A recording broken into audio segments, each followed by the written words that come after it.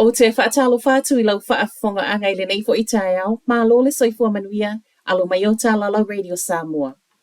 E le vau le tolu se lau I le wha se lau le toa tele o tangata o leo watoe fiso o tai I ai le Auckland City Mission, ona o lole nei wa wha amau ni o lo o iai to tonu methamphetamine.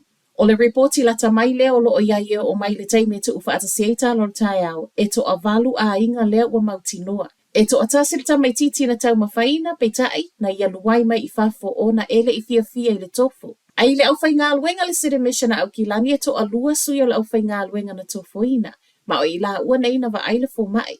I reporti a leo leo e to atasi le tangata o le au whai ngā luenga o le na avel fale mai au ki lani ma ua to I te ai tua.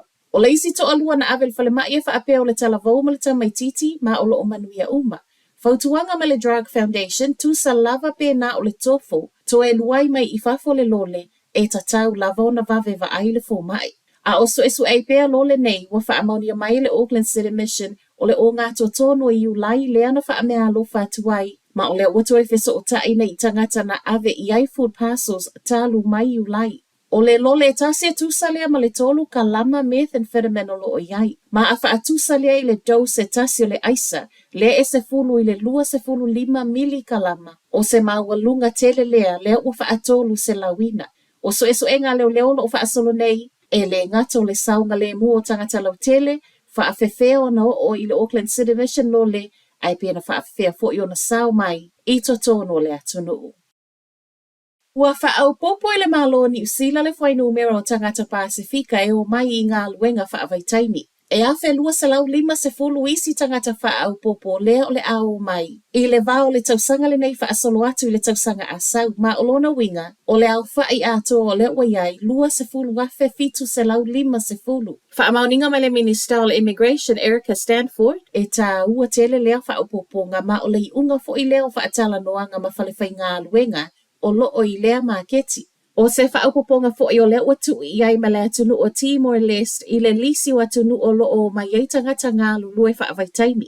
I nisi lava o suinga, o lea ole ale mo o mia le tatau na totongi e kamupani ni usila o tangata na ia o mai I ngā luenga whaavaitaimi. Le se fulu pasene I lunga atu o le totongi ma walalo whaatula fonoina, po le minimum wage se ia vanga na, o se tangata whai ngā luenga e ma walunga ngavaa. E se mai totongi mai tu la whai ngā luenga o lo sau I swinga o whaelo mai. Mo le benefiti o tangata whai ngā luenga o leo le a mawhaiona ngā waa I multi-entry visas ma mawhaiona ngā waa I isi fo ia oa o ngā tūsa lava pe le feso o tae male ngā luenga. E ia isi swinga wha au popolo o anga I mai le tausanga asau mo ngā luenga wha avaitaimi I New Zealand ma e wha apeo lo tau lai lea I le manuia o tangata ngā lului. Masalo po le kerisi masi walo ia suinga I tū la whanofo mo le whaatawina o le ava malosi I au kilani. O suinga nei e le mawhaiai e whale o loa o lo whaatawina ava malosi ma supermarketi. O na toe whaatawatu se ava malosi I tū atu o le tau le iwai le pō. Ma o le atau fia fo I le toe whaamatu o mai. O laisene fo mo nisi o taulanga whaatau po o town centers. Wa umale ilo ilonga umi whaale tū la whono na whina wina ile nei mata upu. Ma o le watalia. Whaatali lea so luas fulmalei vo le masina le nei. E whono aile pule nua au kilani Wayne Brown ma councillors e tala noa po o lea soe alo I ai. Mai se tasi o lo ia o lo ngā lue fo I tua mo le manuia o tangata lau tele patino lava lea I au kilani saute. Dr. Grant Hilson, ta alo sia ai alo ia ele I whaiel kerisimasi. Ma ilona talitonunga o se suinga le leilea mo au kilani saute.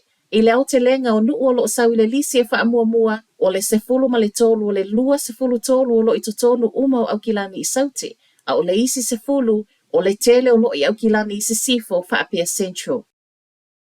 Wa tele na wapule ngā nuu I le Southland, ma wa yeile fina ngalo se tasi o pule nuu e tuu whaatasi. Saunoanga ne ele pule nuu o Southland, Rob Scott ma le whaatusa e whaasau ma yeile sefulu miliona I le tausanga. O pule ngā nuu o lo tala noa I ai o Invercargill City Council, Southland District Council, Goa District Council, ma le Southland Regional Council. Tusa ma le se lau wafe tangata o lo I lalo pule ngā nuu umane I wha, ma e fulinga mai, wa tele na wapule ngā whaatusa I le whai numera. Saunoa Scott, wa suila ta ami longa lalangi, ma wa tatau, o na sila I le awalo lo whaiai au nanga, ma le whaamalia ina o tangata o lo pulea. O se tālo sanga o le ao o mai whaatasi I mai le wha, ma malu I lalo pule ngai lua, ma o lona winga, O le a whaeititia le whai numero counselors whaapea pule nu o le a tutoe ai na o le lua whaapea ma pule sili. O se talo sanga o lo whaamoe moe fola sia I luma o le whonotanga al pule ngā nu I se taimi o le nei māsina. Ai mai isi pule nu I le Southland, e le o iai se isi a me o te ena le manatu ma o lo o au ngō fie foi e whaatala noa.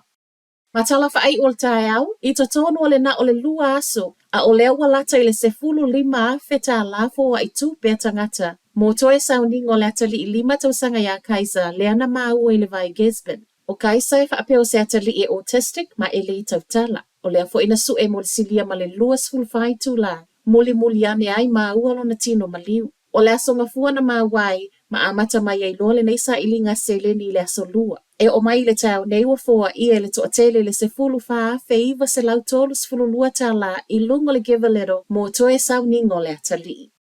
O Telephone Radio Samoa, manuia le nei tai au.